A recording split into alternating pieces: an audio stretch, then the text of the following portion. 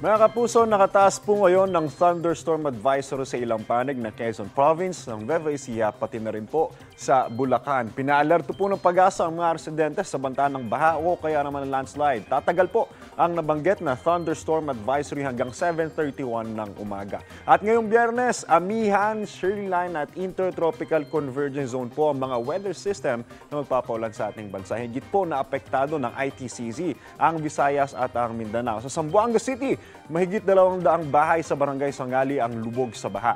Binaha rin ang isang housing project sa Simonul, Tawi-Tawi. Ang ilang residente gumamit na ng water pump para humupa ang baha sa kanilang mga bahay. Dahil po sa ulan, umapaw ang creek sa Barangay Bunawon sa Siaton, Negros Oriental. Pinasok tuloy ng baha ang 10 bahay sa lugar.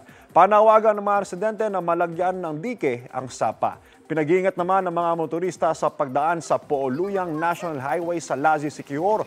Kasunod po yan ng landslide doon. Nagsagawa naman na ng clearing operations. Paalala muli ng mga otoridad, landslide-prone area po ang lugar. Paalala mga kapuso, stay safe and stay updated. Ako po si Anzo Pertiera.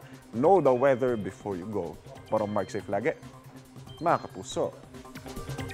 Kapuso, huwag magpapahuli sa latest news and updates. Mag-iuna ka sa balita at mag-subscribe sa YouTube channel ng GMA Integrated News.